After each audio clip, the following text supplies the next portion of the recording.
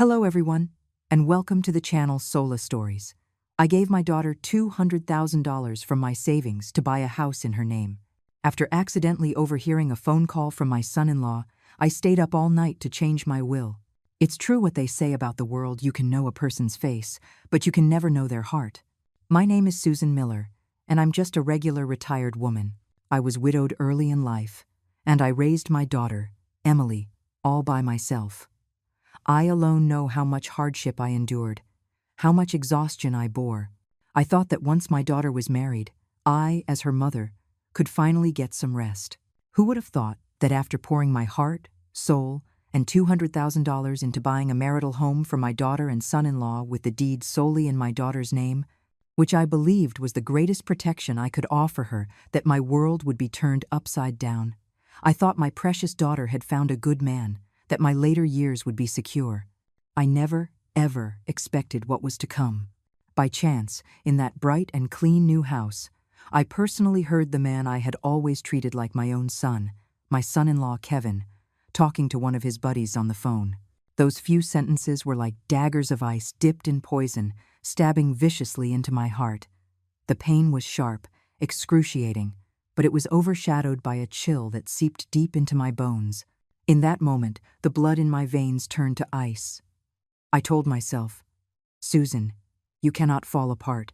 You have to hold on, for yourself and for your naive daughter." I would not forget this betrayal. This was a slight I had to correct myself. That very evening, I went to my lawyer's office and, working late into the night, I changed my will. Oh, the game had only just begun.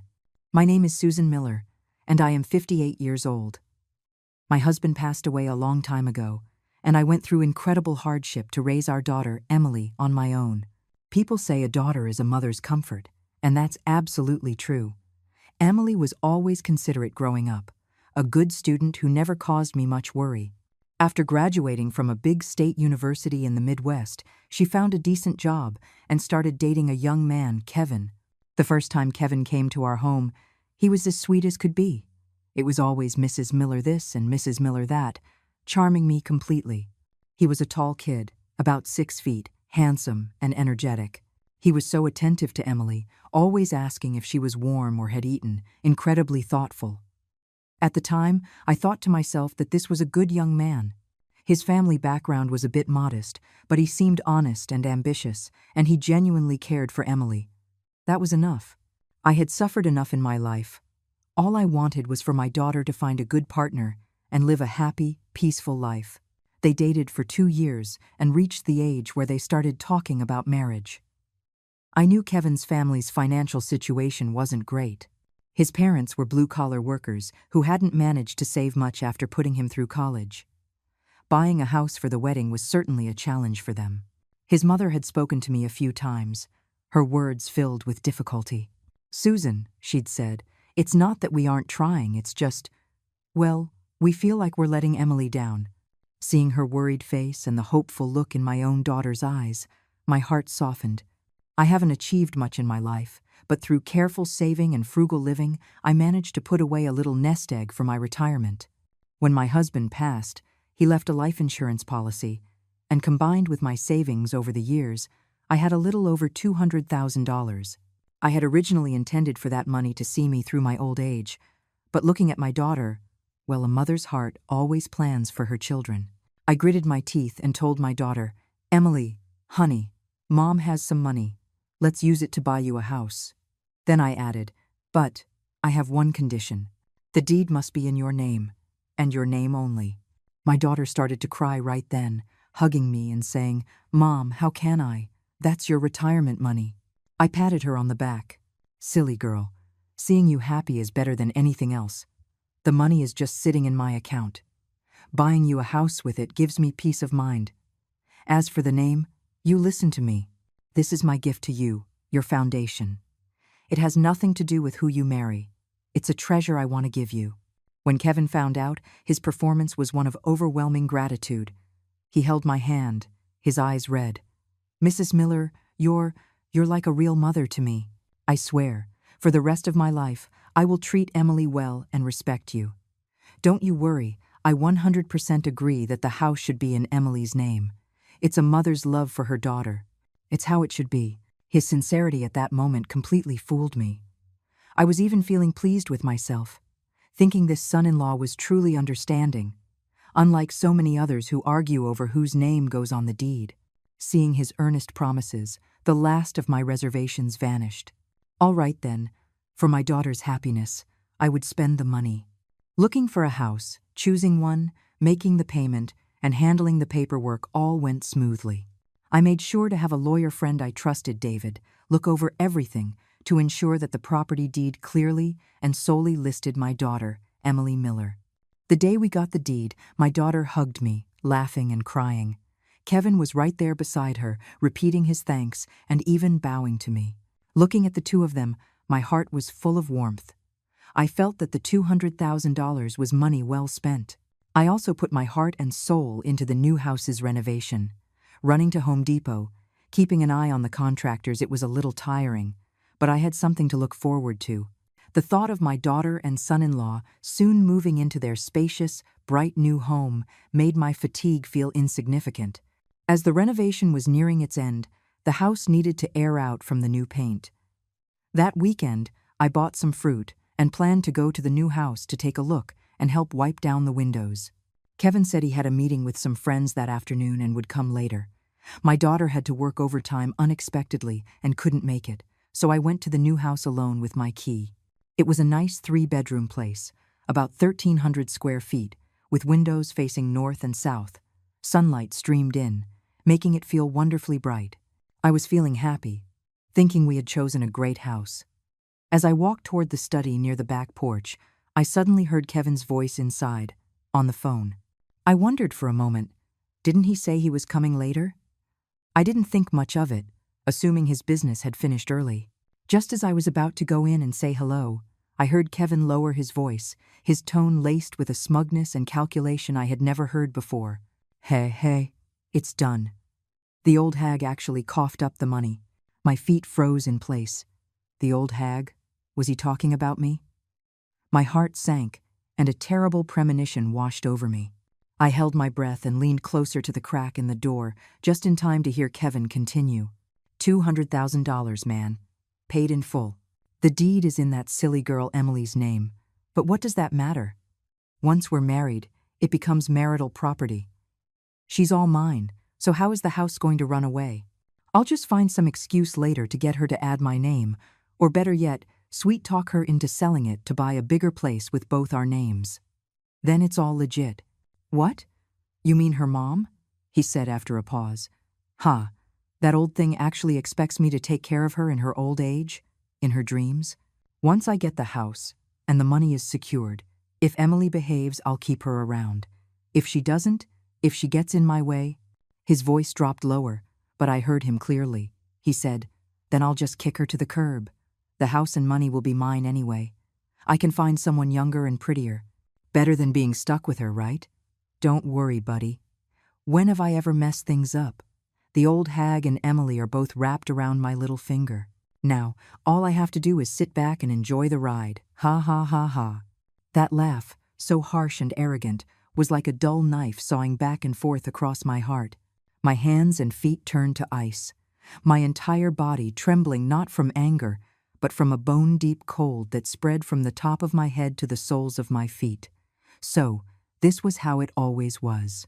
The sweet words, the earnest promises, the tearful gratitude, it was all fake, all an act for my benefit. He wasn't after Emily at all. He was after my money, my house. He had even planned it all out. Once he got what he wanted, he would toss my daughter aside. That animal. I had poured my heart out, treated him like my own son, and all the while he was scheming against me, against my daughter. The room started to spin, and I nearly lost my footing. I leaned against the cold wall, gasping for air. Tears streamed down my face uncontrollably, but I quickly wiped them away. Crying? What good would that do? It wasn't worth shedding tears for such a heartless beast. Susan, you can't fall apart. You can't let him see. Since he wants to act, then I'll play along with him. I quietly stepped back, my feet as silent as a cat's, moving away from the study door. I took a few deep breaths to calm myself, forcing a neutral expression onto my face. Then, as if nothing had happened, I walked into the living room and deliberately made some noise. "Kevin, you're here? I just came by to check on things." The study door opened, and Kevin walked out, that same sunny, brilliant smile on his face. "Mrs. Miller, what are you doing here? I thought you weren't coming this afternoon." He walked over, eagerly taking the bag of fruit from my hands. "Oh, look at you. You shouldn't have brought anything." Seeing his phony smile made my stomach churn, but I held it in. I smiled back, trying to keep my voice as normal as possible. "I was just in the neighborhood and thought I'd stop by, maybe help you clean the windows." "Oh no, you can't do that. You need to rest," Kevin insisted, guiding me toward the sofa. "That's a small job. When Emily gets here, we can do it ourselves. We can't let you lift a finger." The more attentive he was, the colder I felt inside. I sat on the sofa and watched him bustle around, pouring me a glass of water. Only one thought echoed in my mind. "Kevin, you just wait. You think you can outsmart Susan Miller? You think you can use my daughter as a stepping stone? It won't be that easy. In my life, what hardships haven't I faced? What kinds of people haven't I seen? You want to play dirty? Fine, we'll just see who gets the last laugh." I didn't stay long at the new house that day. I made an excuse and left quickly. The moment I stepped out of the complex, even the sunlight felt harsh. The hatred in my heart grew like a wild weed. I didn't go home. I hailed a cab and went directly to my lawyer friend, David Chen. David is an old classmate from my college days and the person I trust most. As soon as I walked in, before he could even speak, I told him the whole story. Of course, I left out the specific details of what I'd overheard Kevin say, telling him only that I had been thinking things over and felt uneasy. It was a large sum of money, and I wanted to have a safety net for myself. David listened, then fell silent for a moment. He looked at me with an understanding in his eyes. "Susan, did you find something out?" I shook my head, forcing myself to stay calm. "No, it's just that when you get older, you worry more. This is my entire life savings, after all." David sighed. "I understand your concern. To be honest, when you decided to put the deed only in Emily's name, I thought it was the best approach. But you can never truly know what's in a person's heart, and no one can predict the future. Wanting to amend your will now is a wise decision. What changes do you want to make?" My gaze hardened. "David, I want this will to be perfectly clear. All property under my name, including the equity corresponding to the $200,000 home purchase, for which I have proof of funds, as well as my other savings and any other property I may have upon my death, is to be inherited solely by my daughter, Emily Miller." I paused, then added with emphasis, "However, and I mean if it is proven, either during my lifetime or after my passing, that my son-in-law, Kevin, has committed any act of infidelity, abused my daughter, or attempted to illegally seize my or my daughter's assets, then he shall have no right to inherit any property my daughter obtains through my will. Furthermore, if he and my daughter divorce, the division of this house, purchased with my funds, must prioritize my daughter's interests, ensuring she receives full or the majority of the ownership." David nodded. "We can achieve that by setting up a conditional will. We'll need to clearly define the methods of proof, the standards, and the details of execution. I will draft the most rigorous will for you to maximize the protection of your and your daughter's interests. And one more thing," I said, looking at David and speaking each word carefully. "I want this will drawn up now, and I want it notarized. I need to ensure its legal power is unshakable by anyone." Seeing the resolve in my eyes, David nodded firmly. "All right, Susan, don't worry. Leave it to me." That evening, I stayed at David's law office for a long time. We meticulously went over every word of the will, making sure there were no loopholes. When I signed my name on that new notarized document, my hand was steady, my heart was cold, but my mind was clearer than ever. "Kevin, you think you've won? You think $200,000 and a house are yours for the taking?" I scoffed internally. The money I gave my daughter was for her happiness, not for a thankless wolf like you to squander and scheme with. "I'll play the game you've started. Now, it's my turn." Leaving the law firm, the night was deep. The city's neon lights flickered, but they couldn't penetrate the coldness in my heart. But I knew from that moment on, I was no longer just a mother who gave silently. I was going to fight a beautiful battle for my daughter and for myself. Just you wait, Kevin. The real show is about to begin. Life had to go on, and the act had to continue. Ever since that day I learned Kevin's true colors. It was as if I had put on a thick mask. In front of him and my daughter, I remained the loving, gracious mother-in-law, always concerned and caring. As for Kevin, he probably thought the big prize of the house was practically in his hands, so his attitude toward me became even more filial. He'd pop over to my place every few days, bringing fruit or snacks, or just to chat and keep me company. Anyone who didn't know better would have thought he was the model son-in-law. I would just laugh coldly to myself. Act. Keep acting. Let's see how long you can keep it up. The new house was renovated, and after airing out, the young couple started preparing to move in. Of course, I went on moving day. Seeing Kevin bustling about, directing the movers with the air of the man of the house, made my stomach churn.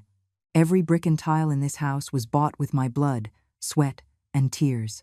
What right did you, Kevin, have to stand here and give orders?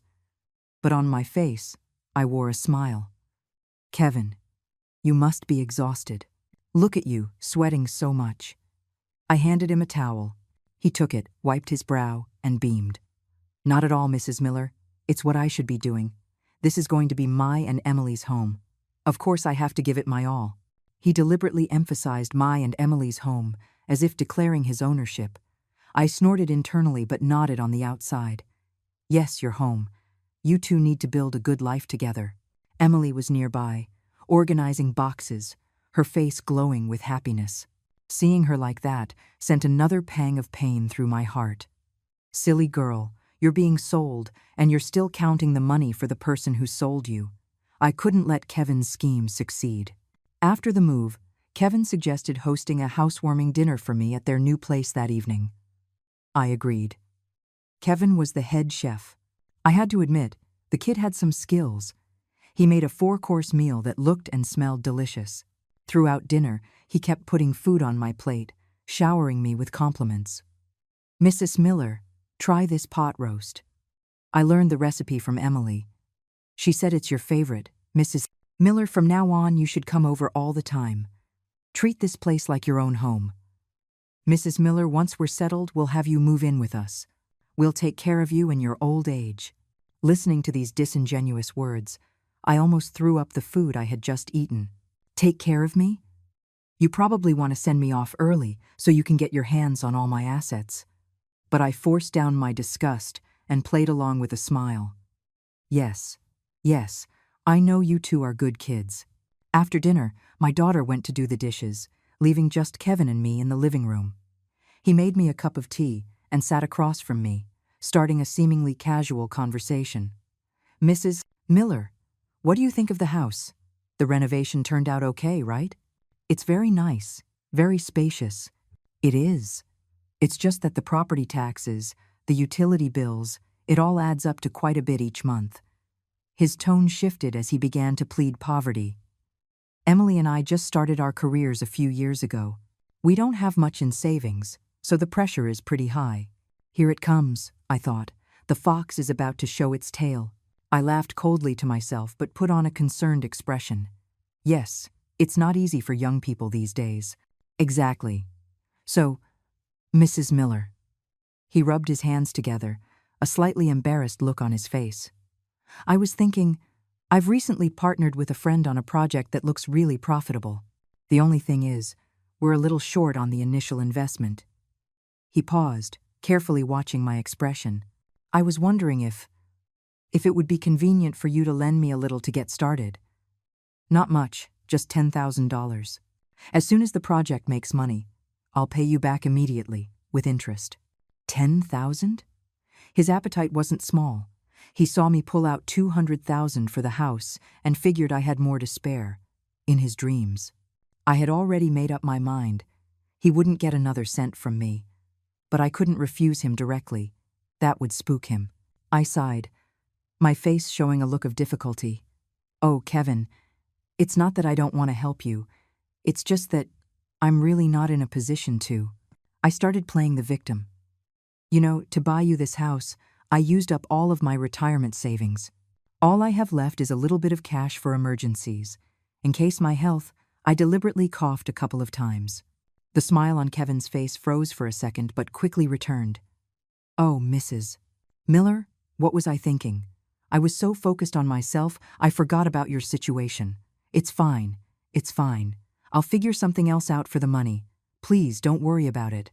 Your health is the most important thing. He sounded nice, but I clearly saw a flicker of annoyance and calculation in his eyes. I knew he hadn't given up.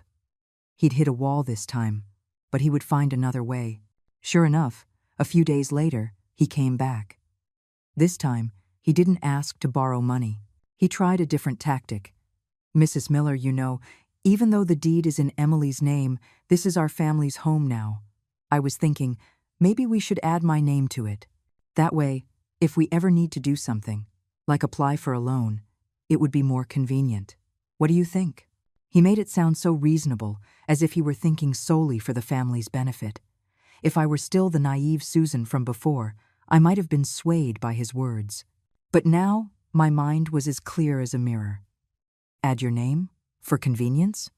You mean convenient for you to divide the assets when you divorce her, right? I smiled, my tone gentle but firm. Kevin, we agreed on this when we bought the house. Putting Emily's name on the deed was my way of giving her security. And it was also a sign of my trust in you, my belief that you would treat her well. As for the convenience you mentioned, we don't need a loan for anything right now, do we? If we ever do, Emily can handle it just the same. Besides, adding a name to a deed is a complicated process and involves a lot of taxes. It's not worth it. I blocked every path, leaving him with no room to argue. Kevin's face visibly darkened. He forced a smile. You're right, Mrs. Miller. I didn't think it through. But I could clearly see the unwillingness and resentment in his eyes. I knew my refusal had made him unhappy with me. But that was exactly what I wanted. I wanted him to know that Susan Miller was not so easily fooled. You want to benefit from me? Not a chance. In the period that followed, although Kevin remained polite to me on the surface, I could feel that he was not as attentive as before. Sometimes, when I went over to the new house, he would even find an excuse to leave. He still put on an act in front of my daughter. But his attitude toward me in private had subtly changed. For example, he used to always smile and agree with whatever I said. Now, he would occasionally interrupt me impatiently or give me a look that said, "What do you know?" One time, I saw a pile of his dirty clothes on the new sofa and casually said, "Kevin, those clothes need to be washed. Don't leave them piled on the sofa." He was playing a game on his phone at the time and didn't even look up, replying impatiently, I know. Stop nagging." That tone was a world away from the humble, polite Kevin I had first met. My daughter was there and was taken aback for a moment, trying to smooth things over. "Mom, he's just focused on his game. Don't mind him." I didn't say anything, just gave Kevin a long, deep look. He seemed to realize his mistake and quickly put down his phone, smiling sheepishly. "Mrs. Miller, I didn't mean it like that. The game was at a critical point, and I got a little worked up." I said coolly, "It's fine. Young people have their own habits. It was just a casual comment." But I knew in my heart that his true colors were slowly being revealed. His respect for me was built on the foundation of potential gain.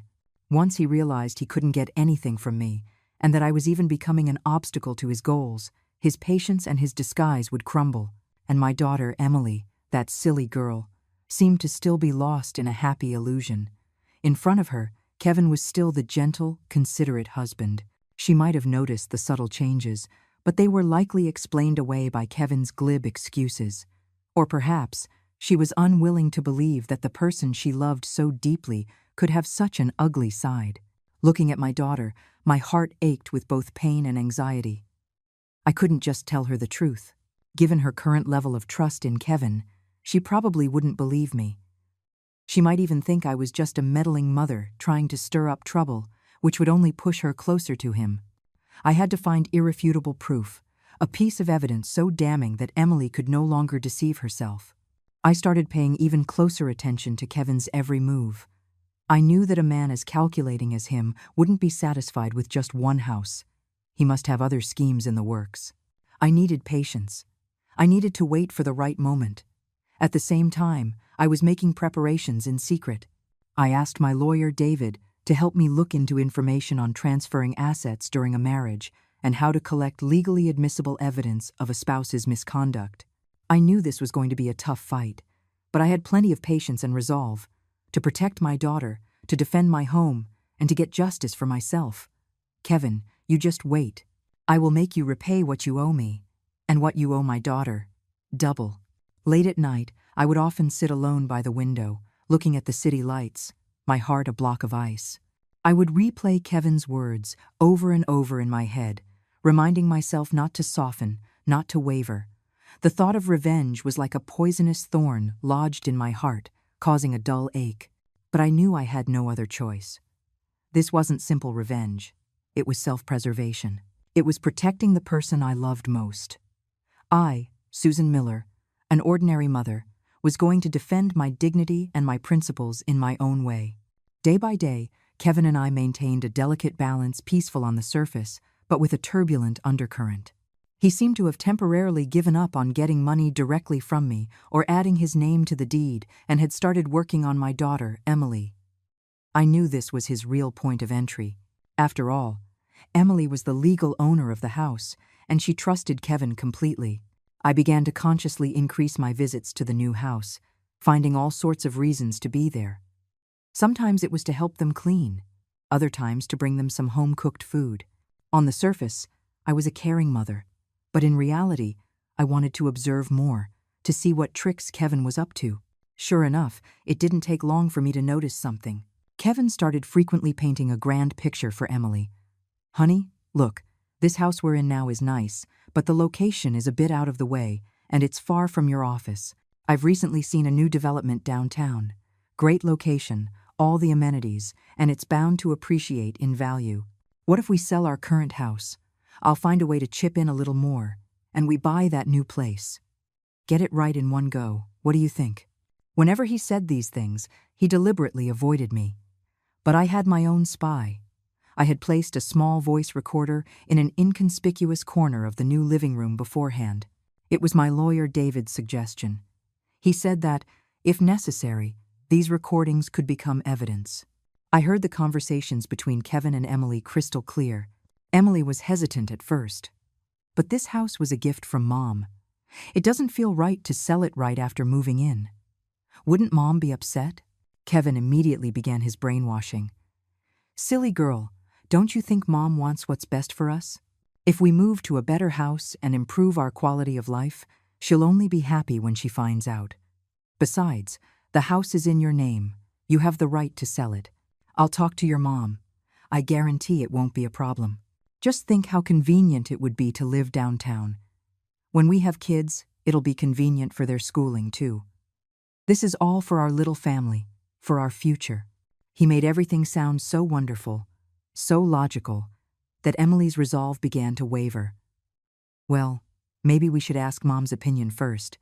What's there to ask?" Kevin's tone became a little impatient. "This is our business. You're always saying, 'Mom said this, Mom said that.' When are we going to make our own decisions? What if she disagrees? Are we just not going to move then? Emily, you need to have your own mind."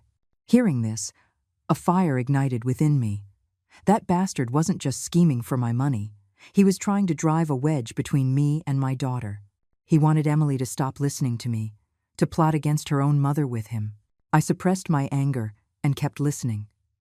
Emily, hurt by his words, sounded defensive. "It's not that I don't have my own mind. I just think we should respect Mom." "Respect? Us getting a better house so she can enjoy it with us later, that's the greatest respect." Kevin's tone softened, becoming more earnest. "Emily, I know you're a good daughter, but sometimes older people's ideas are more conservative. They can't keep up with the times. We're planning for the long term. Trust me, I'm right. Let's just list the house and test the market, see what it's going for. Once we find a suitable buyer, I'll go talk to Mom. By then, it will be a done deal." "What can she say?" I clutched the recorder tightly in my hand, my nails digging into my palm. A done deal. Kevin, you've really got it all figured out. I knew I couldn't wait any longer. If I let him completely brainwash Emily and they really sold the house, it would be too late.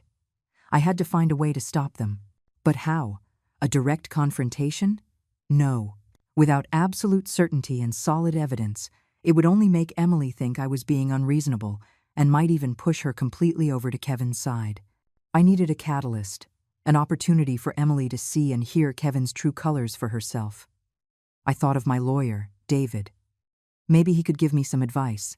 I went to see David again and told him about the latest developments, including the recordings. After listening, David's brow furrowed. Susan, this Kevin is very calculating. He knows how to exploit Emily's love and trust for him. The situation is indeed tricky. Direct intervention might backfire. We need to find a way for him to expose himself, and in front of Emily. We discussed it in his office for a long time before David proposed a plan. Susan, since Kevin wants to sell the house, let's help him. Help him? I was confused. Yes, David said with a meaningful smile. We can arrange for a buyer, someone who seems very sincere and makes a reasonable offer, to contact them. And then, during the negotiation process, we set some traps. For example, we can have the buyer ask for documents that Kevin might not be able to produce, or create obstacles in the payment method, and observe his reaction. More importantly, we can use this buyer to create situations that will make Emily suspicious of Kevin. For example, I pressed. For example, we have the buyer meet with Kevin privately and make some special requests or leak some information to see if Kevin will do something out of line or say something he shouldn't in order to close the deal. If Emily could accidentally overhear or see this, it would be more effective than anything we could say. I understood what David was getting at. We were going to lure the snake out of its hole. This buyer needs to be absolutely reliable and a good actor, I said. David smiled. Don't worry. I have a friend who used to be a corporate investigator and now runs his own consulting firm. Role-playing is his specialty, and he's completely discreet. He won't leak a thing. Good, I decided on the spot. Let's do it. The plan was quietly set in motion. David contacted his friend, a sharp, capable-looking middle-aged man named Mr. Peterson. Mr. Peterson soon contacted Kevin through a realtor, posing as a sincere homebuyer. As expected, Kevin took the bait. The moment he heard someone was interested in the house and the offer wasn't low, he became incredibly enthusiastic. Soon, they scheduled the first viewing. I deliberately stayed away that day, but I made sure Emily went. I told her, Emily, someone wants to see the house. You should go with Kevin. After all, it's your house. You should be informed. I'm a bit tired these days, so I won't go. Emily agreed. I knew Kevin would have prepped her to cooperate with him, but I trusted Mr. Peterson to handle it. That evening, Emily came home. I casually asked her how the viewing went. She seemed a little down. Mom, that Mr. Peterson seems wealthy, and he was polite, but something about him felt a bit strange. Strange? How? My heart skipped a beat. He said he was very satisfied with the house and that the price was negotiable, but he seemed more interested in Kevin than the house, she explained. What do you mean? He talked to Kevin for a long time, asking him what he did for work, his income, who else was in his family, incredibly detailed questions. He also said something like, "A young man like you, able to live in such a nice house, that's impressive." His tone, it sounded a bit like. Emily frowned, trying to find the right words, like he was digging for something. I smiled to myself. Mr. Peterson was a pro. He was subtly putting pressure on Kevin while planting a seed of doubt in Emily's mind. Maybe that's just how business people are, I said, trying to sound reassuring. Don't overthink it. As long as he's satisfied with the house, that's what matters. Emily nodded, but her brow was still furrowed. I knew this was just the first step. The real show was about to begin. Mr. Peterson and Kevin met a few more times. Each time, he would casually drop bits of information or make requests that put Kevin in a difficult position. For example, He mentioned that he was buying the house as an investment and might need to take out a mortgage later, which would require the homeowner's cooperation in providing some extra documents. Kevin, of course, readily agreed, promising it would be no problem. But when it came to what documents were needed, Mr. Peterson was vague, keeping him on edge. Another time, Mr. Peterson would casually mention that he knew a senior executive at a certain bank who could help fast-track the loan, but it would require some greasing of the wheels, hinting that if the deal went through, perhaps Kevin could show his appreciation. A money-hungry person like Kevin would never pass up such an opportunity. He would surely try to meet Mr. Peterson's demands in private, possibly even resorting to improper means. And that was the leverage I needed. Sure enough, it wasn't long before Kevin started getting antsy. He began to subtly ask Emily for money. "Honey, about that Mr. Peterson, we might need to grease some palms." Emily was wary. "Grease what palms? Why do we need to do that to sell a house?" You don't understand," Kevin said impatiently. "It's just how business is done. It's an unspoken rule. Besides, Mr. Peterson is just trying to help us get the loan approved faster. But we're the ones selling the house. Why should we be the ones paying?" "Why are you so stubborn?" Kevin was getting agitated. "We'll just advance the money. Once the house is sold, we can deduct it from the sale price. We might even get a better price out of it." In his greed, he was starting to speak recklessly. These conversations were all clearly captured by the recorder hidden in the corner. I secretly backed up and saved all the recordings. I knew they would be the heavy artillery I would use against Kevin in the final showdown. Besides the recordings, I also had David do a quiet check on Kevin's financial situation. The results were shocking. It turned out Kevin was deep in debt. The business venture with a friend he had told me about was a complete fabrication. He had been gambling and had lost a significant amount of money. No wonder he was in such a hurry to liquidate the house. He needed the cash to cover his debts. That bastard. He not only lied to me and my daughter, but he had also racked up a huge debt. If he had really sold the house and gotten his hands on the money, how much would have been left? My daughter would have been stuck paying off his debts for the rest of her life. The thought sent a chill down my spine. Thank God I had discovered his true nature in time. Thank God I had a backup plan. Now, the evidence was piling up. Kevin's greed, selfishness, and lies were all being exposed, little by little, under my control. The day I would close the net was getting closer. I could almost picture Kevin's face panicked, ugly, and utterly exposed when the whole truth came out. Just you wait, Kevin. The beautiful dream you've so carefully woven is about to be torn to shreds by my own hands. With the crucial information that Kevin was in gambling debt, I felt even more confident. I knew that the mind of a gambler is often both greedy and anxious. His desperation to get the money from the house sale to fill that hole would make him more likely to slip up under Mr. Peterson's increasing pressure. Mr. Peterson, on his end, intensified his efforts. He started meeting with Kevin more frequently, sometimes at a coffee shop, sometimes over dinner. The stated purpose was always to deepen their understanding and discuss details, but in reality, it was a continuous process of probing and setting traps. And Mr. Peterson was clever. He made a point of inviting Emily along each time. His excuse was, since the property is in Miss Miller's name, many things require her personal confirmation. Although Kevin found it a bit troublesome, he was eager to close the deal and couldn't object, so he had to bring Emily with him. This created the perfect opportunity for me to stage an accident. One evening, Mr. Peterson invited them to dinner at an upscale restaurant. I found out about it in advance. I timed it perfectly and arranged to have a reunion dinner with a few old friends at the same restaurant. Of course, this was all part of my elaborate plan. I sat at a table not far from them, shielded by a partition, where I could clearly hear their conversation without being easily seen. During the meal, Mr. Peterson was charming and witty, frequently raising his glass. After a few drinks, Kevin loosened up and became more talkative, a bit full of himself. "Mr. Peterson asked casually, Kevin, my friend, you're so young and talented, and your wife is so beautiful, a perfect match. But if you don't mind me asking, why was the house only put in your wife's name when you bought it?" It was a sensitive question. I saw Emily's expression become slightly unnatural. Kevin was also taken aback for a moment but quickly laughed it off. "Ah, we're all family. It doesn't matter whose name is on it.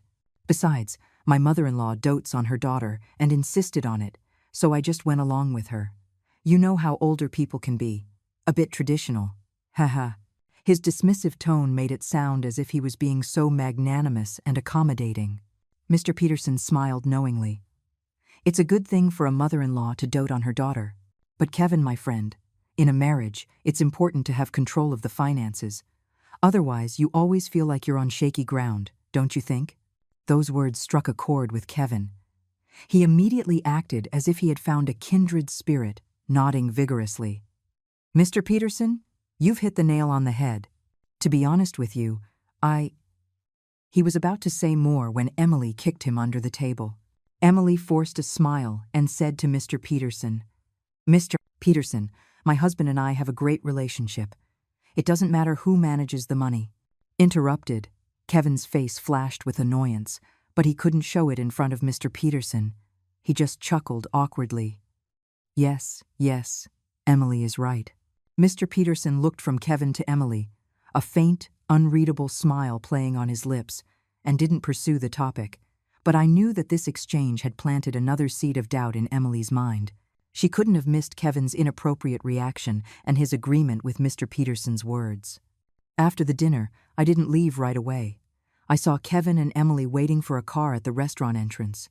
Kevin, still upset about being interrupted, had a sullen look on his face and wasn't speaking. Emily tried to talk to him, but he gave her the cold shoulder. After a moment, Kevin seemed to remember something and pulled Emily aside, whispering to her. They were too far for me to hear, but I saw Emily's face grow darker and darker. Finally, she yanked her hand away from his, hailed a cab, and left without looking back. Kevin stood there, his face livid, and seemed to shout a few curses in the direction of the departing taxi. I sneered to myself. A falling out among thieves. It seemed Kevin was trying to get Emily to do something she was unwilling to do, or was pressuring her for money again. The crack between them was widening, and it was all going according to my plan. The next day, I called Emily, feigning concern. "Emily, honey, how did dinner with Mr. Peterson go last night? Was everything okay?" There was a long silence on the other end before Emily mumbled, "Not really, Mom." "What's wrong? Did something happen?" I asked, pretending to be surprised. Emily hesitated, then told me what had happened. Kevin, he kept insisting that I go to Mr. Peterson and say that we could give him a kickback under the table if he increased the sale price a little. Then we could split the extra money and not tell you. "What?" I deliberately raised my voice, feigning shock and anger. "How could he do that? That's fraud. It's illegal. Emily, you must not agree to that." "I didn't." Emily's voice was choked with tears. "We had a fight over it. Mom, I feel like Kevin has changed. He wasn't like this before. This was my chance." I immediately followed her lead. "Emily, honey, it's not my place to say, but you are just too naive and trusting. I've told you before you can't judge a book by its cover. Just think about it. Why is he in such a rush to sell the house? And why is he trying to use such dishonest means to get more money? Do you think he's in some kind of trouble?" I said the word trouble with great significance. There was another long silence from Emily. Then, in a voice filled with uncertainty and a hint of fear, she asked, "Mom, do you know something?" I knew the time was right, but I couldn't reveal all my cards at once. I sighed heavily. "Emily, there are some things I didn't want to tell you because I was afraid of hurting you. But now, I don't think I can keep them from you any longer. Kevin, he might have some debts."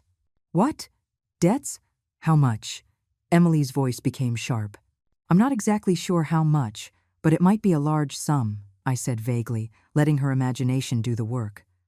"Otherwise, why would he be so desperate to sell the house for cash?" "But how could he have debts?" "He told me."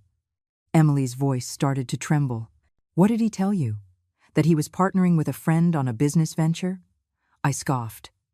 "Emily, you are too easily fooled. He doesn't have any legitimate business. That money? He most likely lost it gambling." "Gambling?" Emily sounded as if she had been struck by lightning, crying out, "That's impossible. Kevin never gambles. Mom, are you sure you're not mistaken?" I wish I were mistaken. My voice was filled with pain. But all the signs point to it. Emily, think carefully. Hasn't he been coming home late and leaving early recently? Isn't he always saying he's busy with work or has to entertain clients? And does he ever let you touch his phone? The questions I posed were like little hammers, striking at Emily's heart. She began to remember, to think. She hadn't been oblivious to Kevin's recent odd behavior. She just hadn't wanted to believe the worst. Now that I had pointed it out, all the details she had ignored suddenly became clear. I could hear Emily's suppressed sobs over the phone. I knew her defenses were beginning to crumble. "Mom, what should I do? What should I do?" she cried helplessly. "Don't be afraid, Emily. Mom is here." I immediately comforted her. "The most important thing now is to find out the truth. We can't let him keep us in the dark anymore. For now, you need to stay calm and not let him see that anything is wrong. I'll find a way to help you investigate. But you also need to be careful and protect yourself, especially your money." I emphasized the word money. "The house is in your name. He can't sell it without your consent. The deed, your social security card, your bank cards, you must keep these important things safe. Don't let him get his hands on them." "Okay, I will, Mom," Emily sobbed in agreement. After hanging up, I let out a long breath. It hurt me deeply to see my daughter in so much pain. I felt it more than anyone, but it was better to face a short, sharp pain now than a long, drawn-out one. Only by seeing Kevin's true colors could she truly wake up and escape this disaster. Next, I needed to get more direct, undeniable evidence. Kevin's gambling debt was the perfect place to start. I contacted David. "David, I need your help. Find out exactly how much gambling debt Kevin has and who his creditors are. It would be best if you could get some concrete evidence, like IOUs or records of debt collectors." David understood my intentions. "Susan, this will be difficult and might require some unconventional methods, and there could be risks." "I'll take the risk." My voice was firm. "As long as I can get the evidence and make Emily see him for who he really is, any price is worth it." David was silent for a moment, then said, "All right, I'll do my best. But you need to be prepared. The truth might be even uglier than you imagine." "I'm ready," I said. After hanging up, my heart was firmer than ever. "Kevin, your judgment day is coming." For the next few days, Emily was very down. She started watching Kevin more closely, testing him. Kevin seemed to notice the change in her, and his attitude toward her fluctuated. Sometimes he would be overly affectionate, showering her with sweet words. Other times, when she asked about money, he would become extremely irritable, even losing his temper with her. Their arguments became more frequent. I knew this was the darkness before the dawn. Emily was going through a painful struggle, and all I could do was support her quietly while I hurried to prepare the final blow. News came from David quickly. Through his connections, he had confirmed Kevin's gambling debts. The amount was staggering, a full $50,000. And the creditors were already pressing him hard, threatening to take extreme measures if he didn't pay up soon. David had even managed to get a recording of a debt collector calling Kevin to demand payment. The tone was vicious and vulgar. "Susan, the evidence is solid," David said over the phone. "Kevin is like a cornered animal now.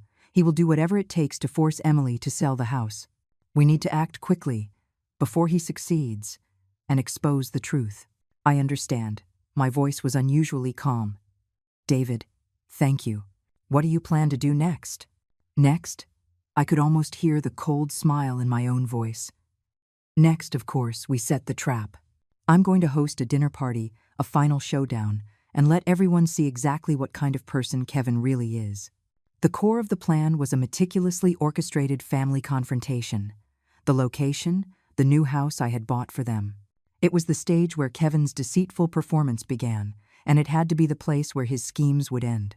For the timing, I chose the day Kevin and Mr. Peterson were scheduled to sign a preliminary contract. I knew Kevin would be at his most triumphant and least guarded, believing he was on the verge of success. That same day would surely be when his creditors were pressuring him the most, making him stressed, unstable, and more prone to losing control. I gave Emily a heads up. Emily, aren't Kevin and that Mr. Peterson supposed to sign the contract on Saturday? Yes, I think so. Emily's voice was still hesitant and distant. She had been under immense psychological pressure. That day, I want to invite Mr. Peterson and your in-laws over to the new house for dinner, I said, my tone as natural as possible. After all, he's buying our house. It feels like we're connected by fate. And your in-laws have worried so much about your marriage. It's a good opportunity for everyone to get together and have a lively meal. Emily was surprised. Mom, you've really agreed to sell the house? Silly girl, I sighed, my voice tinged with a hint of resignation. How could I really stop you? If you two think it's for the best, then go ahead and change houses.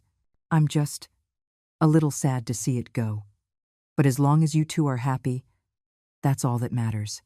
My reasonable words seemed to lower Emily's guard and even made her feel a little guilty. Mom, it's settled. Don't overthink it, I interrupted. You tell Kevin and let your in-laws know. I'll take care of the food. Emily agreed. I knew that when Kevin heard the news, he would be ecstatic. He would think this stubborn old woman had finally been persuaded, clearing his final obstacle. As for inviting his parents, he probably wouldn't object. He might even see it as a chance to show off his happy family in front of me. Everything was going according to my plan. Next was setting the stage. I contacted David and asked him to be available on Saturday to attend as a witness. I also invited a few old neighbors and colleagues who were close to me and had watched Emily grow up, asking them to come and join the celebration. The more people, the livelier. The more people, the more devastating the impact. I wanted Kevin to be utterly disgraced in front of everyone he had ever wanted to impress or exploit. I also prepared a special gift, courtesy of David, a copy of Kevin's IOU from the illegal gambling den and a CD with the debt collector's recording. Of course, I also had the recordings of Kevin and Emily's conversations about how to bribe Mr. Peterson and split the proceeds from the house sale. I organized all the evidence in a plain folder. Everything was ready. All I needed was for the players to arrive. Saturday finally came. I was busy from early in the morning, buying groceries and preparing the ingredients. I even went to the salon for a simple hairstyle and changed into a nice outfit. I had to be at my best for this battle. In the afternoon, Emily and Kevin arrived first. Kevin was indeed glowing with success, his face beaming, and he was exceptionally attentive to me. Mrs. Miller, you've worked so hard. What delicious food are you making? Let me help. No, you two just sit and wait, I said with a smile, guiding him to the sofa. You're the man of the hour today. Just entertain our guests. Emily still seemed troubled but tried to play along. Soon after, Kevin's parents arrived. The elderly couple were clearly swept up in the beautiful future their son had painted for them. The moment they entered, they grabbed my hand, saying, "Susan, thank you so much. If it weren't for you, our Kevin wouldn't be able to live in such a wonderful house. From now on, we're counting on the two of them to live a good life and make us proud." Listening to their words, I felt a mix of emotions. Poor souls, they probably had no idea what their pride and joy son had been up to. A little while later, Mr. Peterson arrived. He still had the air of a successful businessman, carrying a high-end gift. Mrs. Miller, sorry for the intrusion. Not at all, Mr. Peterson. Please, come in. I welcomed him warmly.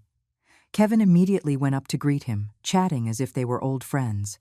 Finally, David and my other guests arrived. The living room was suddenly bustling with people. Seeing so many people, especially David, a flicker of surprise crossed Kevin's eyes, but it was quickly replaced by joy. He probably thought I had invited all these people to witness his impending success. How naive. Once everyone was there, I invited them to take their seats. The table was laden with a sumptuous feast. The atmosphere gradually warmed up with toasts and conversation. Kevin was undoubtedly the center of attention.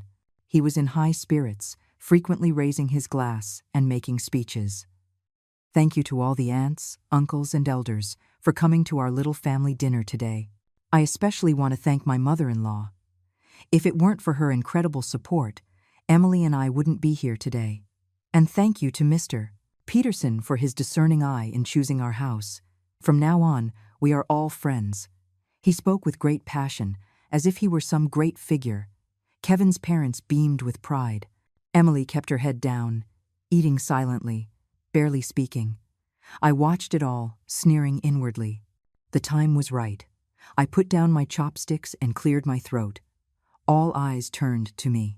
I smiled, raised my glass, and said, I've invited everyone here today, first, for a happy get-together, and second, to take this opportunity to announce something. Kevin immediately chimed in. Yes, Mrs. Miller is about to announce some good news.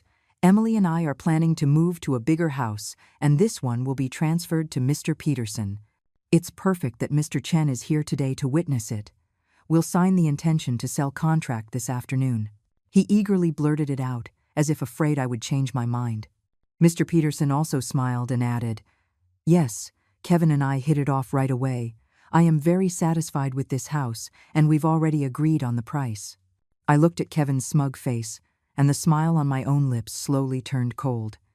Is that so? Kevin, have you really settled everything? My voice was not loud, but it carried a piercing quality. The smile on Kevin's face froze. Mrs. Miller, what do you mean by that? Everyone sensed the shift in the atmosphere, and the living room fell silent. I slowly stood up, my sharp gaze sweeping over everyone present before finally landing on Kevin's increasingly flustered face. My meaning is, this house, I'm afraid, cannot be sold. Kevin shot up from his seat, his face instantly turning deathly pale, his voice trembling. Mrs. Miller, you promised. How can you go back on your word? His parents also became anxious. Susan, what's going on? Didn't we all agree?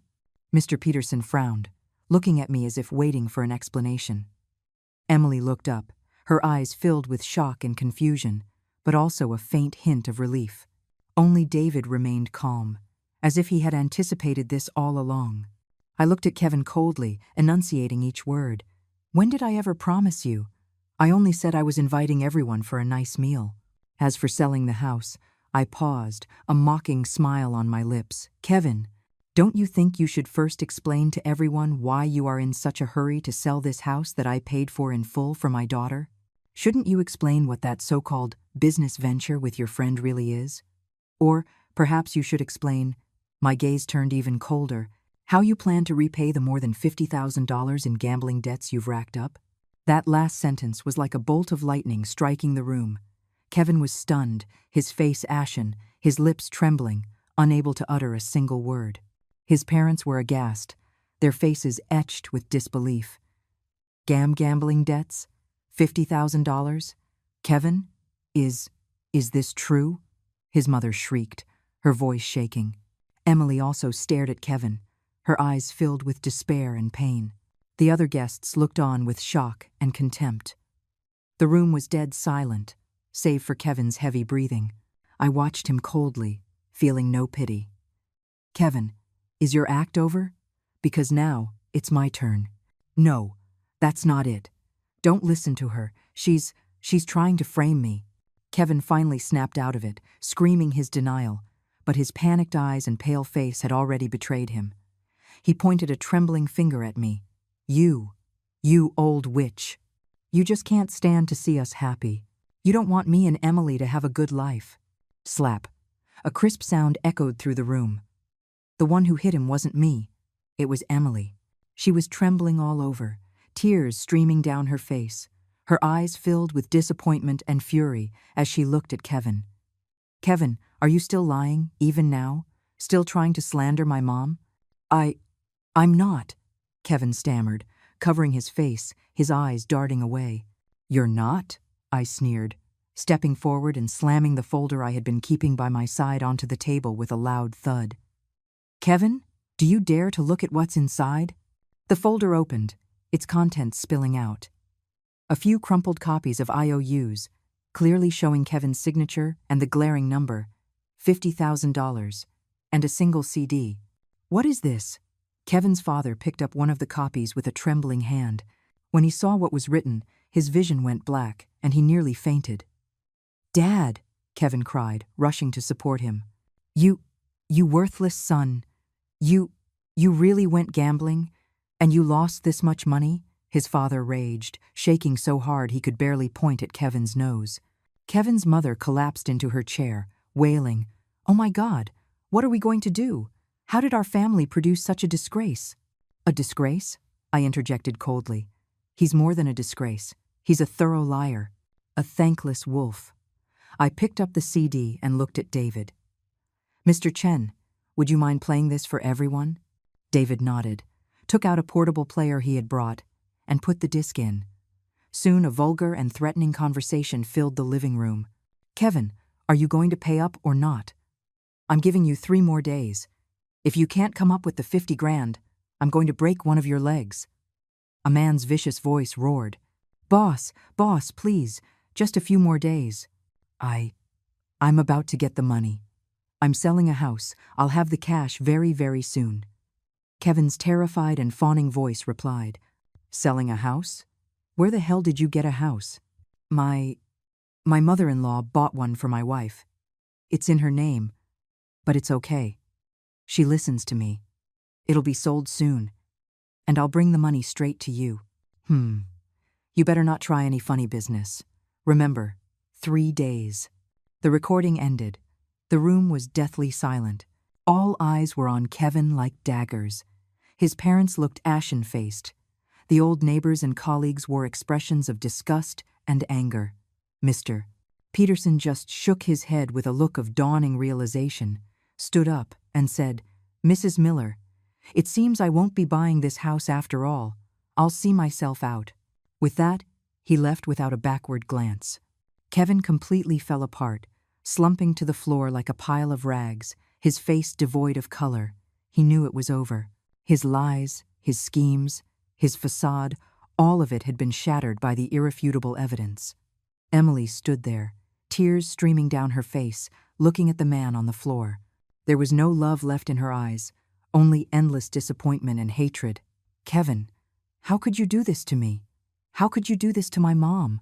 she choked out, barely able to form a complete sentence. I walked over to my daughter and gently put my arm around her shoulders. "Emily, do you see him clearly now?" Emily collapsed into my arms, sobbing uncontrollably. Her cries were filled with hurt, pain, and regret. I knew that in that moment she had finally, completely woken up. Kevin's parents finally reacted. His mother scrambled to her feet, rushed over to Kevin, and started hitting and screaming at him.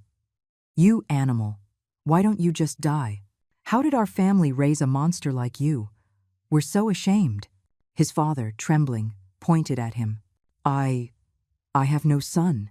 Watching the drama unfold, I felt no sense of pleasure, only a cold calm. Kevin had brought all of this upon himself. I turned to the remaining guests and bowed deeply. "Everyone, I'm so sorry you had to witness this. This dinner was not a pleasant one. I will treat you all properly another day." "Susan, don't say that. We all understand," one of the old neighbors said angrily. "That Kevin, he's really a piece of work. To think we used to believe he was an honest kid." "Yes, you can never know a person's heart. Poor Emily, she really suffered. It's a good thing you found out in time, otherwise the consequences." Everyone chimed in, comforting me and condemning Kevin. David came over and patted my shoulder. "Susan, what are you going to do now?" I looked at Kevin, still crumpled on the floor, my eyes as cold as ice. "What am I going to do? Of course, I'm going to make him pay the price." I walked over to Kevin and looked down at him. "Kevin, you schemed, you deceived my daughter, you plotted to take my property, and you even planned to kick her to the curb once you got what you wanted. Now, do you have anything to say for yourself?" Kevin looked up, his eyes filled with fear and pleading. "Mrs. Miller, Mom, I was wrong. I was so wrong. I was confused for a moment. I beg you, please, give me one more chance, for Emily's sake." "Shut up," I snapped, cutting him off. "You have the nerve to mention Emily? After you've hurt her like this, you still have the nerve to beg for mercy? As for a chance," I sneered, "do you really think you deserve one?" I turned to David. "Mr. Chen, regarding Kevin's suspected fraud, his attempts to transfer marital assets, and his gambling debts. Please handle the next steps as you see fit. David nodded. Rest assured, I will handle it according to the law. His actions go far beyond a moral issue. Hearing the words according to the law, Kevin completely panicked. He scrambled to his feet, fell to his knees before me, and clung to my leg, crying and begging. Mom, no. Don't call the police. I beg you. I don't want to go to jail. I really know I was wrong. I'll never do it again. I'll kowtow to you, I'll kowtow. He started banging his head on the floor. The sight of him, so pathetic and wretched, was a stark, ironic contrast to his earlier swagger. Kevin's parents also rushed over and knelt, crying and pleading with me. Susan, please, we're begging you, spare him this one time. He's still young, he can't go to jail. We'll kowtow to you too. The elderly couple's tears flowed freely. It was a scene that might have moved some people, but I knew I could not be soft. Mercy for a person like him was cruelty to myself and irresponsibility toward my daughter. I forcefully pulled my leg away from Kevin's grasp and took a step back, looking at them coldly. So, now you know you were wrong? Now you're scared? Where was this regret before? When you were scheming against me and Emily, did you ever think this day would come? The gambling debts you racked up are your own mess. Why should my daughter, why should our family, have to bear the consequences for you? As for jail, I looked at his tear-streaked face and said, word by word, it's what you deserve. It is the price you must pay. The game is over, Kevin. You lose. My words were like a final verdict, completely shattering the psychological defenses of Kevin and his parents. They collapsed on the floor, their faces ashen, unable to speak. Seeing their despair, the pent-up anger in my chest was finally, completely released. It was a liberating feeling, truly liberating. After the showdown, the new house was in shambles. Kevin and his parents sat on the floor, looking completely broken, as if all the life had been drained from them. The invited guests had all tactfully left, each patting my shoulder with a word of comfort and casting a final, disdainful glance at Kevin on their way out. The living room was left with just me, Emily, David, and Kevin's family of 3. The air was thick with embarrassment, despair, and a suffocating heaviness. Emily's crying had subsided. She leaned against me, her eyes staring blankly into the distance. I knew she needed time to process everything. David cleared his throat, breaking the silence. Kevin, at this point, there's nothing more to say. Your actions gambling during the marriage, incurring huge debts, and attempting to deceive and transfer Miss Emily Miller's premarital property, which was fully funded by her mother, Mrs. Susan Miller, constitute a serious breach of conduct. According to the law, and the specific clauses in the notarized will previously established by Mrs. Miller, you have a few options. David's voice was calm and professional, devoid of any emotion. First, an uncontested divorce. Miss Miller can, out of consideration for your past relationship, choose not to sue you for fraud, but you must leave the marriage with nothing. This house was purchased in full by your mother-in-law, registered under Emily's name, and is considered Emily's separate premarital property.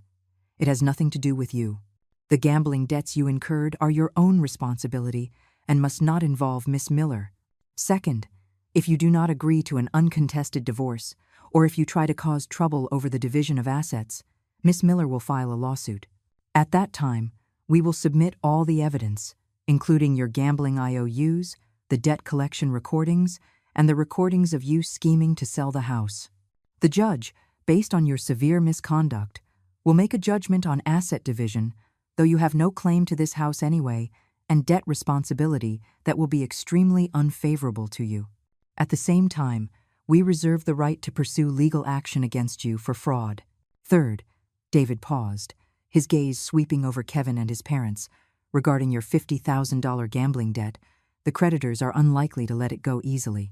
If your debt issues lead them to take illegal actions that threaten the personal or financial safety of Miss Miller or Mrs. Miller, you alone will bear the consequences. David's words were clear, each one a dagger to the heart. For Kevin, every path was a dead end. He sat limply on the floor, his face ashen. He knew he had no chance of turning things around. His parents were even more terrified, especially upon hearing about potential legal action and debt collectors. Their faces turned ghostly white. We choose the first option. Kevin's mother was the first to react, rushing to speak. An uncontested divorce. We'll leave with nothing. We don't want anything. We just beg. We beg you to spare Kevin this once. Don't let him go to jail. His father nodded repeatedly. Yes, we'll get a divorce, right away. We'll figure out the debts ourselves. We won't trouble Emily at all. Their only thought now was to cut ties and save their son from a lawsuit. As for the house and money, they no longer dared to dream of them. Kevin's lips moved as if he wanted to say something, but in the end, he just lowered his head in defeat, accepting his parents' choice. What right did he have to bargain? David looked at Emily. Emily, what is your decision? Emily lifted her head. Her tears had dried, leaving only exhaustion and resolve in her eyes. She looked at Kevin, the man she had once loved so deeply, who now seemed like a complete stranger. She took a deep breath, her voice quiet but firm. I agree to the divorce. We'll do as Mr. Chen said. There was no hesitation, no lingering affection. The greatest sorrow is a dead heart. Hearing Emily's decisive answer, Kevin's body jolted. He looked up at her in disbelief. Perhaps a part of him still held on to the fantasy that she would be merciful, that she would soften. But all he saw in her eyes was the extinguished flame of love and cold determination.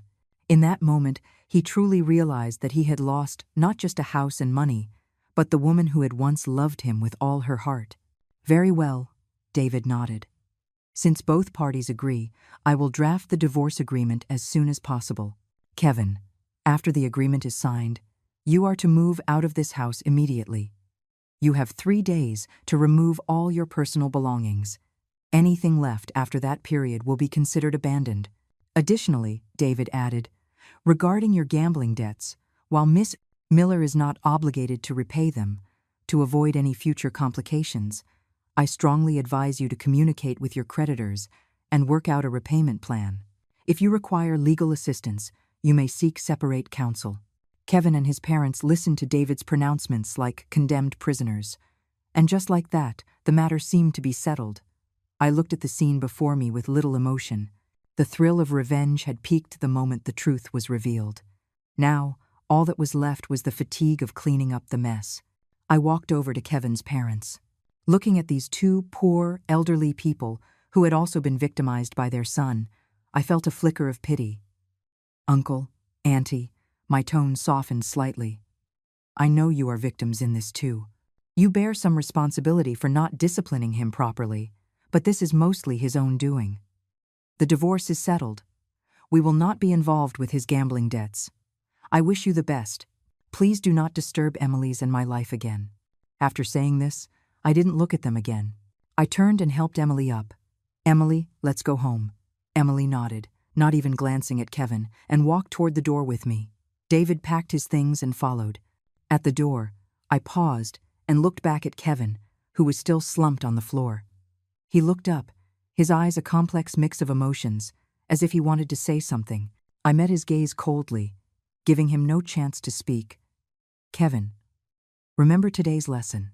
Don't be too greedy in life, and never mistake someone's kindness and trust for an opportunity to scheme. The world is ultimately fair. What goes around, comes around. With that, I took Emily and David and walked out of the house that had once held so much hope for me, but was now tainted with filth and betrayal, without looking back. The door shut with a solid thud, sealing off everything inside and severing all ties my daughter and I had with that mistaken past. Stepping out of the building, the sun was shining brightly. Its warmth on my skin seemed to dispel some of the gloom in my heart. Emily leaned on my shoulder. Though still silent, her tense body seemed to relax a little. David looked at us and smiled. Susan, Emily, it's all over now. Things will get better from here. I nodded, looking into the distance. They will. Everything will be okay. Yes, everything would be okay. The price was painful, but at least we cut our losses in time.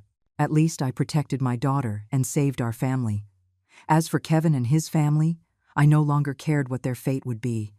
That was the path they had chosen. They would have to walk it to the end. And Emily and I would start a new life.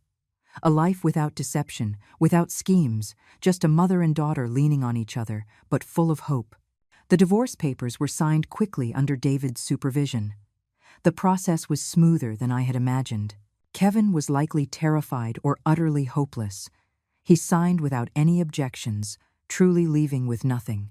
His parents didn't bother us again, only sending a message through a third party, hoping we would, for old time's sake, not press legal charges against Kevin. After discussing it, Emily and I decided not to pursue it for the time being.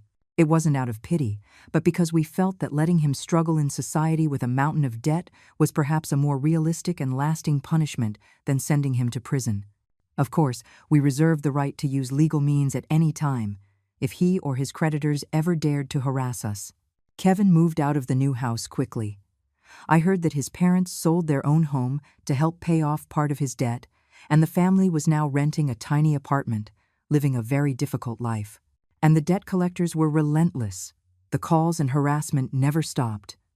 Because of his debt and ruined reputation, Kevin lost his job and could only find odd jobs to barely make ends meet. The once dashing and promising young man had become a dejected, down-and-out wreck, shunned by everyone. That was the price he paid for his greed and deceit. Meanwhile, Emily's and my life gradually returned to normal. We decided not to live in the new house for now. It held too many bad memories. We cleaned it up and rented it out. The monthly rent wasn't much, but it was a steady income. Emily moved back into my old house with me. After this ordeal, she seemed like a different person. She was no longer the naive, dependent girl she once was. She became quieter, but also more mature and resilient. She threw herself into her work, striving to improve herself. I knew her heart was still wounded and needed time to heal. All I could do was be there for her, support her, and give her warmth and strength. Our life together as mother and daughter was peaceful and stable. On weekends, we would go shopping, see a movie, or take a walk in the park. In the evenings, we would cook together and chat about our work and our lives. Though the warmth of romantic love was gone, the bond between mother and daughter grew even stronger. As for the $200,000, a portion of it was now the house, which continued to exist as a rental property. The rest of the money, combined with my other savings, pension, and the rental income, was more than enough for us to live comfortably. I was open with Emily about my finances and amended my will again. This time, the terms were simple. All my assets would be inherited entirely by my daughter, Emily Miller, upon my death. No conditions, no defenses, because I knew that after everything she had been through, my daughter had truly grown up. She knew how to protect herself and how to cherish her life. I no longer needed to use rules and clauses to protect her. I trusted her. One evening, as we were sitting on the sofa watching television, Emily suddenly turned to me and whispered, "Mom, I'm sorry." I was taken aback. "Silly girl, what are you sorry for?" "I'm sorry for not listening to you back then, for letting a wolf into our house, for almost hurting you and myself," she said, her eyes welling up with tears. I stroked her hair gently. "It's all in the past, Emily. You live and you learn. Who hasn't met a few bad people in their youth? The important thing is that we woke up in time, right? Besides," I looked into her eyes seriously, "I'm also responsible. I was too eager for you to get married, too confident in my own judgment, and I didn't vet him properly for you." "Mom," Emily choked out, burying her face in my shoulder. I held her tightly. There, no more crying. From now on, we are going to be fine. Better than before." Emily nodded vigorously. In that moment, I knew that we, as a mother and daughter, had truly moved on. We had finally overcome that hurdle in our hearts. Life went on. The painful experience didn't break us. It made us stronger and more appreciative of each other. As for Kevin, I would occasionally hear bits and pieces about him from old neighbors. It was always about him being more and more destitute. I heard he had left the city to escape his debts, and his whereabouts were unknown. His parents had gone with him, living out their later years in misery. Hearing this, I felt nothing. Those who are pitiful often have a hateful side. It was the consequence he deserved. I wouldn't pity him, nor would I pay any more attention to him. He had completely vanished from our lives, like a malignant tumor that had been completely removed. It left a scar, but ultimately, we had a healthy new beginning. I started to replan my retirement. I used to revolve around my daughter, but now that she was grown, it was time for me to live for myself. I enrolled in a calligraphy class at a senior center and joined a community choir. My days became full, fulfilling, and happy. I even started writing a little, documenting my experiences and thoughts over the years. It was a way to find closure for myself and hopefully offer some inspiration and strength to others in similar situations. I titled my first article, "Yes, This Is My Story," a story of betrayal, awakening, and fighting back. A story of motherly love, growth, and redemption. Time is the best healer. In the blink of an eye, 2 years passed. My life with Emily had long settled into a peaceful and warm routine. Emily excelled at her job and was recently promoted to department head. She became more confident and independent, radiating the charm of a mature woman. Seeing her now, I felt a deep sense of pride. That failed marriage, though it brought her immense pain, also led to her rebirth, helping her grow into a better version of herself. Occasionally, well-meaning friends would try to set her up with someone. Emily always politely declined with a smile. "Mom, I'm doing great right now. I'm not in a hurry," she'd say. "When it comes to fate, I'll let it be." I knew she wasn't rejecting love, just being more cautious. After one betrayal, she had learned how to better protect herself and knew more clearly what she wanted. That was fine. It was better to have nothing than to settle for less. I believed that her true happiness was waiting for her in the near future. My own life was also becoming more vibrant. The calligraphy and choir classes introduced me to many new, like-minded friends. We would paint and sing together, living life to the fullest. I also fell in love with traveling. In the past, to save money and take care of my daughter, I had hardly ever traveled far. Now, with my daughter independent and with time and money on my hands, it was time to see the world. I joined senior tour groups and visited many places. I climbed mountains, sailed on lakes, and walked through historic cities. The beautiful landscapes of our country broadened my horizons and enriched my spirit. Every time I returned from a trip, I would bring back local specialties and little gifts for Emily. She would always laugh and say, "Mom, you're more trendy than I am now." It was true. When your mindset is young, you naturally seem younger. Occasionally, I would think of Kevin, but the memory no longer brought anger or pain. It was more like watching a story about someone else. I heard that he had ended up in a small southern city, still dodging debts and living a very wretched life.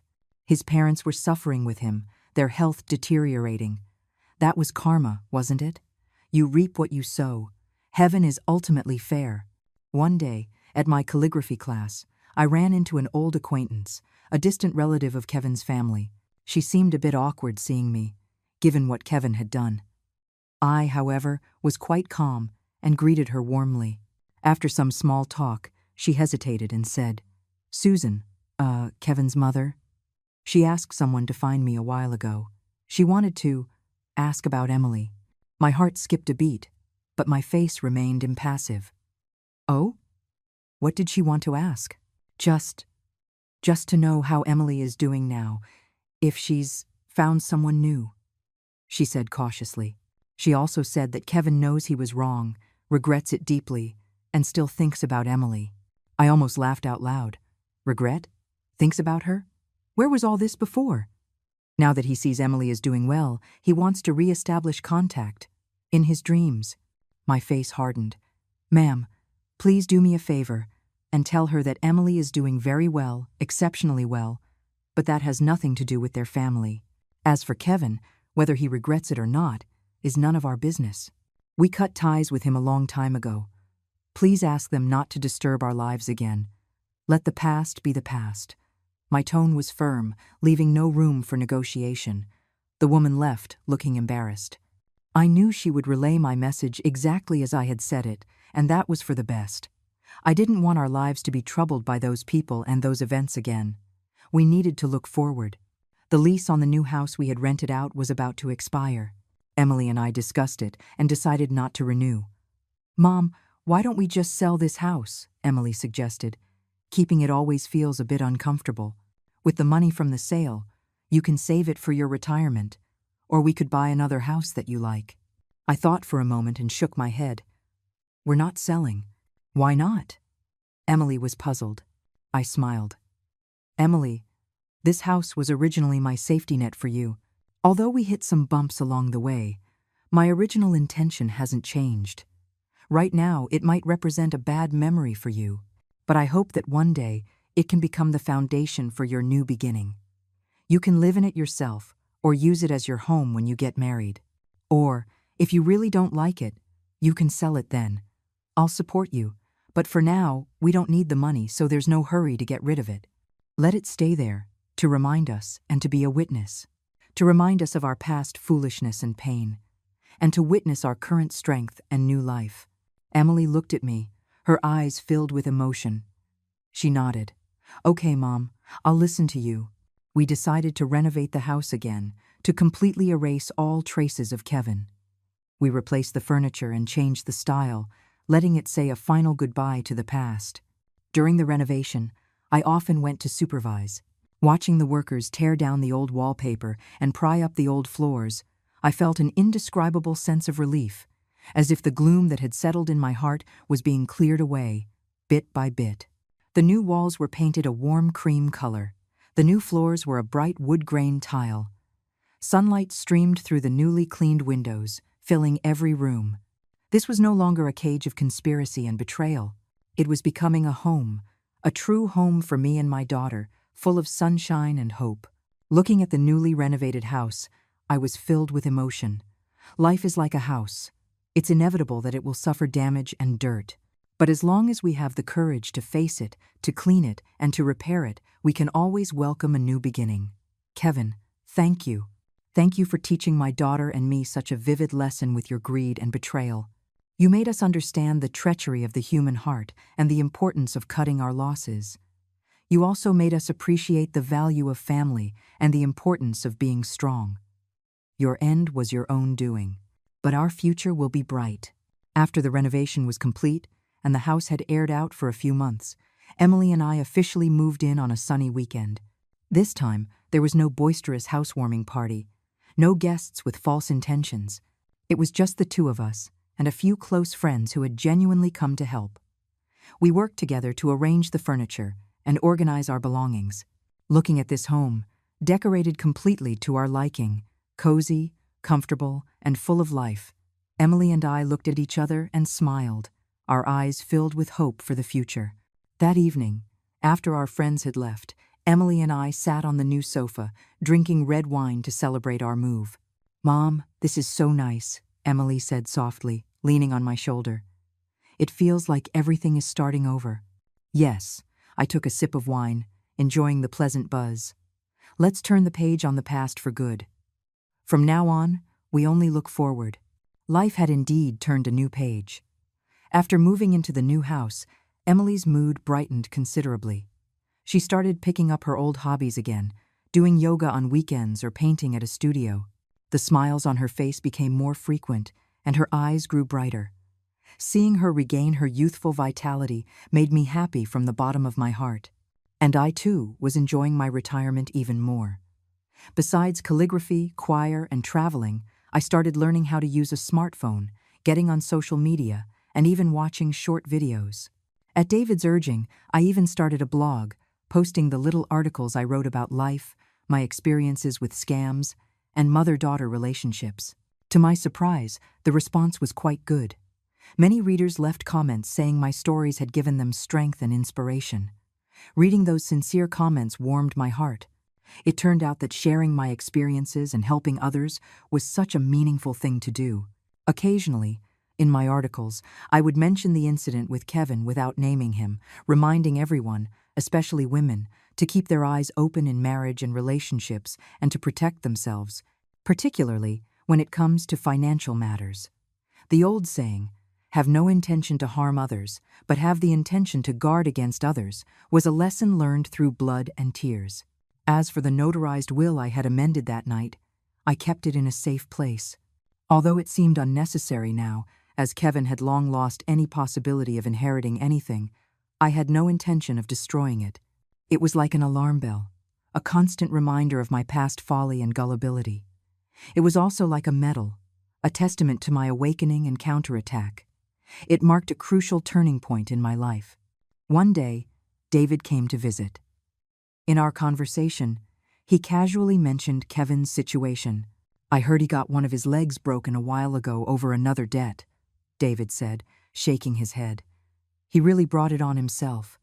I listened without any emotion, not even a shred of pity. That was the life he chose. He could blame no one. "By the way, Susan," David added, "I think Kevin's parents went back to their hometown. I heard their health isn't good, and they're having a tough time." I was silent for a moment, then said, "I see." That was all. I am not a saint. They had condoned their son's actions, perhaps even participated in the scheming. Their current situation was what they deserved. I only hoped they would never disturb our peaceful life again. Emily and I both had our own new lives. She worked hard, enjoyed being single, and lived with confidence and vibrance. I was enjoying my golden years, cultivating hobbies, and living a full and happy life. We, as mother and daughter, accompanied and supported each other, turning our days into poetry. Looking back, that dramatic showdown felt like it happened just yesterday. But my daughter and I had long since walked out of that shadow and into our own sunshine. Getting even and seeking revenge was certainly satisfying. But what was more important was finding ourselves again after the storm, rebuilding our lives and living better than before. That, perhaps, is the most profound meaning behind this story of ultimate payback. All right, folks, that's where our story ends for today. I hope you found it satisfying. Life isn't easy, and we all run into obstacles and bad people. But please remember, no matter what happens, never give up hope and never lose the courage to fight back. Protect yourself, hold your ground, and if you blossom, the butterflies will come. Finally, I wish for every kind and strong woman out there to be treated gently by the world. Thank you for watching, and I hope what I shared today resonated with you. For those who haven't subscribed yet, don't forget to hit that subscribe button so we can be here with you every day and grow together. We'll see you next time.